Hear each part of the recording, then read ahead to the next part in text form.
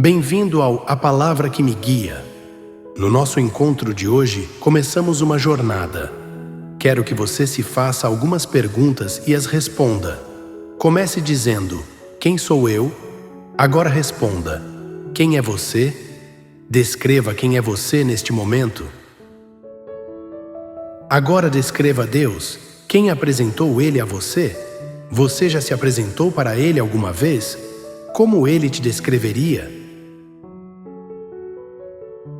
Para entender quem somos, precisamos primeiro entender de onde viemos. Em Gênesis capítulo 1, versículos de 1 a 2, lemos: No princípio, Deus criou o céu e a terra. Mas precisamos nos perguntar o que veio antes disso tudo. No Evangelho segundo São João, capítulo 1, versículos de 1 a 5, temos a resposta. No princípio era o Verbo, e o Verbo estava junto de Deus, e o Verbo era Deus. Nele havia vida, e vida era a luz dos homens. Aqui percebemos que, antes de toda a criação, já existia um relacionamento. Esta luz é a segunda pessoa da Santíssima Trindade. Além dela, havia a presença de seres celestiais, como vemos em Jó, capítulo 38, versículo 7. E em Hebreus, capítulo 1, versículos de 5 a 7, vemos Jesus como um ser superior aos anjos. Os anjos são perfeitos, servos criados para louvar a Deus, como lemos em Isaías, capítulo 6, versículo 3. Santo, Santo, Santo é o Senhor dos exércitos. Se Deus já possuía os anjos para servi-lo, seres obedientes e perfeitos, por que criá-lo? Assim como um homem que tem um desejo de ser pai, Deus também nos criou para que houvesse algo maior em suas mãos, para que pudesse cuidar, afagar, alimentar e amar. E aqui encontramos o surgimento deste amor. Em Gênesis capítulo 1, versículos de 26 a 28. Façamos o homem à nossa imagem e semelhança. Este foi o plano inicial, mas Adão e Eva mudaram tudo por conta do pecado. O que te rouba do Senhor? As drogas, a pornografia, a fofoca? Esses erros nos afastam de Deus, não porque Ele nos evita, mas porque nós nos escondemos dele. Ficamos envergonhados. Por isso, o primeiro passo é buscar o perdão e o temor. Isso nos deixa com uma pergunta: como posso falar de Deus sem conhecê-lo? Como eu sei o que eu significo para Deus se eu apenas ouvi falar que existe um tal Deus? Para eu entender o que sou diante dele, preciso encontrá-lo diariamente. O primeiro passo é escutar. O segundo passo é buscar o temor de Deus. Em Provérbios capítulo 9, versículo 10. O temor do Senhor é o princípio da sabedoria. O temor de Deus abre o caminho para cultivar a fé e se tornar obediente. Em Jeremias capítulo 1, versículo 5 diz: Antes que no seio fosses formado, eu já te conhecia.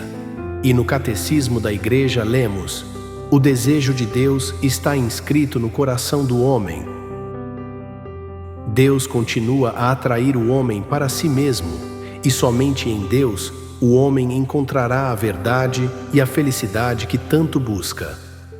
Para realmente conseguirmos compreender o que somos, há uma jornada. Sou um peregrino na terra. Qual é o ponto de partida? É preciso entender a história da sua família para entender o ponto de partida da sua jornada. Pense na vida como uma grande biblioteca, onde cada relacionamento importante é um livro. Quais desses livros estão empoeirados pela negligência? E quais livros você gostaria de reescrever? Pense naqueles capítulos cheios de dor ou mal-entendidos. A chance de reescrever esse livro é a nossa chance de perdoar, de reatar uma amizade, de consertar um relacionamento. E como está o livro de Deus nessa sua biblioteca? Há quanto tempo você não o consulta?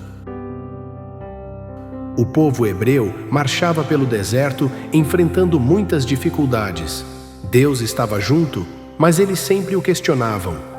Certa vez murmuraram contra Moisés, dizendo, em Êxodo, capítulo 17, versículo 3, Por que nos fizeste sair do Egito?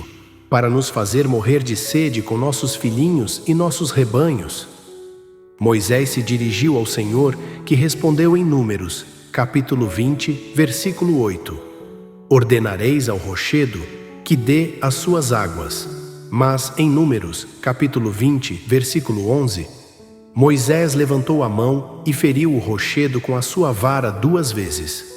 Essa atitude não agradou ao Senhor, que respondeu em Números, capítulo 20, versículo 12, Porque faltastes a confiança em mim, não introduzireis esta assembleia na terra que lhes destino.